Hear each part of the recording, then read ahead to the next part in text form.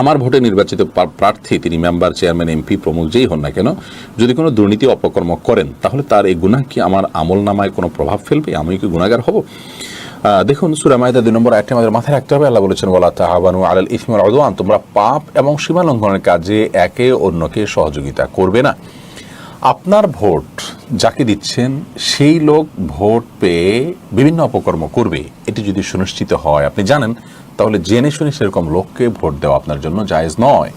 আর যদি এমন হয় যে লোকটি নানাভাবে নিজে ভালো হয়ে গেছেন সেটি জানিয়েছেন, অথবা তিনি ভালো পথে চলবেন সেটি তিনি সংকল্প করেছেন, তাহলে তার প্রতি সুধারণার বশে আপনি যদি তার কথা বিশ্বাস করে ভোট দেন তিনি ভালো কিছু করবেন, তাহলে সেক্ষেত্রে আপনি গুনাহগার হবেন না ইনশাআল্লাহ বিইذনিল্লাহ।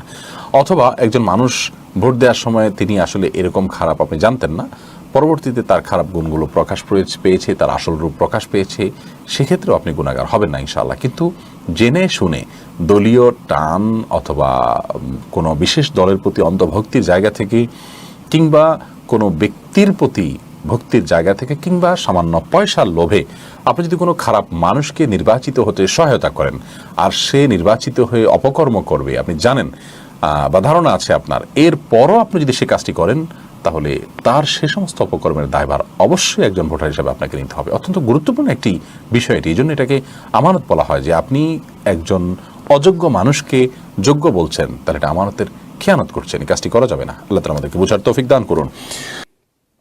একজন লিখেছেন, নানার মৃত্যুর পর তার জানাজায় অনেক মানুষ হাজির হয়েছিলেন, লোকে এখনো বলা বলি করে অমুকের জানাজায় ফেরেশতারাও পড়েছে। আমার জানার বিষয় হলো, কোনো মানুষের জানাজা কি ফেরেশতারা পড়ে? আর জানাজা লোক বেশি হওয়া কি লোকটি জান্নাতি হওয়ার আলামত? প্রিয় দর্শক, আপনার প্রশ্নের উত্তর হলো, জানাজায় ফেরেশতারাও কখনো কখনো উপস্থিত হয়। এটি প্রিয় নবী সাল্লাল্লাহু আলাইহি ওয়াসাল্লাম থেকে একটি হাদিস বর্ণিত হয়েছে, যে হাদিসটি সূরা নাসাইতে বর্ণিত হয়েছে। সেই হাদিসের আলোকে বোঝা যায় এবং প্রমাণিত হয়। হাদিসটি সাহাবা রাদিয়াল্লাহু তাআলা বর্ণনা করেছেন যে নবী করিম সাল্লাল্লাহু আলাইহি ওয়াসাল্লাম একটি জানাজায় যাওয়ার সময় তাকে যখন বাহনে চড়তে বলা হলো, তিনি অস্বীকার করলেন এবং জানাজা পড়ে ফেরার সময় তিনি বাহনে ঠিকই চড়লেন। যখন তাকে জিজ্ঞাসা করা হলো যে আপনি প্রথমে বাহনে কেন চড়তে চাননি, তিনি তখন বললেন, এই জানাজা বিপুল পরিমাণ ফেরেশতারা উপস্থিত হয়েছেন এবং সমস্ত শূন্য জায়গাগুলো ফেরেশতায় পরিপূর্ণ ছিল, এই জন্য আমি বাহনে চড়তে চাইনি। এই হাদিস থেকে পরিষ্কারভাবে বোঝা গেল যে জানাজায় ফেরেশতা উপস্থিত হতে পারে। মানুষের জানাজায় ফেরেশতা উপস্থিত হওয়াটা এটি অস্বাভাবিক কোনো বিষয় নয়। তবে প্রত্যেক মুসলমানের জানাজাতেই যে ফেরেশতারা উপস্থিত হয় এমনটি কিন্তু হাদিস থেকে বোঝা যায় না। এখান থেকে একটি বিশেষ ঘটনায় বোঝা যায়। অতএব বিশেষ কোনো ব্যক্তির ক্ষেত্রে তার মর্যাদা, আল্লাহর কাছে তার সম্মানের খাতিরে ফেরেশতারা তার জানাজায় শামিল হতে পারেন।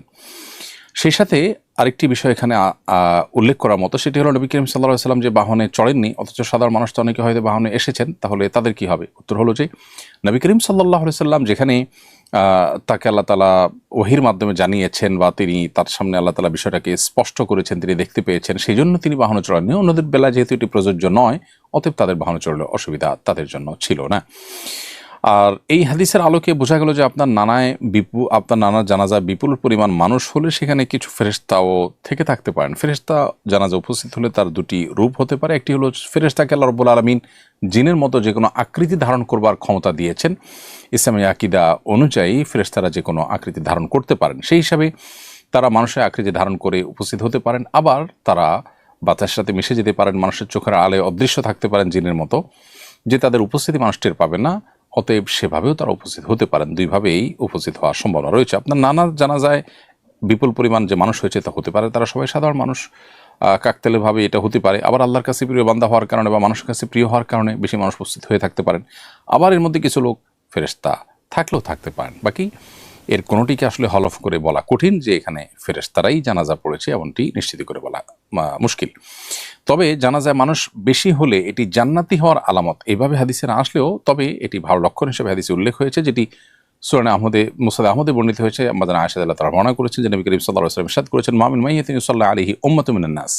কোনো মানুষের জানাজা যদি অনেক মানুষ পড়ে, সে যুগে 100 মানুষ উপস্থিত হওয়াটা অনেক বিরল ব্যাপার ছিল, কারণ 100 মানুষের সমাগমটাও একটা এলাকাতে, একটা জনপদে অনেক বড় বিষয় ছিল। তো সেই ফিগারটা উল্লেখ করে আমাদের আয়েশা বর্ণিত হাদিসে নবী সাল্লাল্লাহু আলাইহি ওয়াসাল্লাম বলেছেন যে এরকম অনেক মানুষ উপস্থিত হয়ে, 100 মানুষ উপস্থিত হয়ে যদি তার জন্য সুপারিশ করে, তাদের সুপারিশ গ্রহণ করা হয়। তার মানে বেশি মানুষ মুসলমানদের জানাজাতে শামিল হলে কোনো ব্যক্তির, সেটি তার পক্ষে আল্লাহ তাআলার দরবারে যে সুপারিশ করা হয় সেটি কবুল হওয়ার লক্ষণ বা আলামত। এটি সৌভাগ্যবান মানুষের একটি চিহ্ন বলা যেতে পারে। তবে চিহ্ন বা আলামত দিয়েই সবসময় মানুষের চূড়ান্ত ফয়সালা করা যায় না, আমরা শুধুমাত্র সুধারণা করতে পারি। এরপরে প্রশ্ন হলো, ওমরা পালনের উদ্দেশ্যে আমি একটা গরু লালন পালন করেছি, গত হাটে 1.5 লক্ষ টাকা বিক্রি করেছি, বর্তমানে সংসারে একটু অর্থনৈতিক সংকট চলছে, তাই ভাবছি এবার ওমরাতে না যেয়ে এই টাকা পারিবারিক কাজে ব্যবহার করব। ওমরার উদ্দেশ্যে পালিত গরুর টাকা কি পারিবারিক প্রয়োজন মেটাতে পারবো, নাকি এই টাকায় শুধু ওমরাই করতে হবে? খুবই দরকারি একটি প্রশ্ন। আপনার প্রশ্ন উত্তর হলো, দর্শক, আপনি যেহেতু ওমরা করবার নিয়ত করেছেন কিন্তু আপনার জন্য ওমরা করা আবশ্যক নয়, বা ওমরা করার শপথ করেননি, বা ওমরা করার মানত করেননি, আমার এই কাজটা হলো আমি ওমরা করব আল্লাহর উদ্দেশ্যে, এরকম বললে মানত হতো, অথবা আল্লাহর শপথ আমি ওমরা করব এটা দিয়ে, সেটা করলে আপনার শপথ হতো। তো আপনি শপথ বা মানত যেহেতু করেননি, আপনি করেছেন নিয়ত, অর্থাৎ সংকল্প করেছেন যে এটা আমি করব। ভালো কাজের নিয়ত বা পরিকল্পনা, প্ল্যান, এটা মানুষ করতেই পারে। সেটি করার পর যদি তার ভিন্ন কিছু করতে হয়, তিনি নিরুপায় হন, অথবা তিনি এমন কোনো পরিস্থিতিতে পড়েন যে তার সে ভালো কাজ করবার প্ল্যানটি তিনি পূরণ করতে পারলেন না, তাহলে তার ফলে তার গুনাহ হয় না, এবং এর জন্য তার উপর কোনো কিছু বর্তায়ও না, কোনো কাফারা ইত্যাদি আসে না।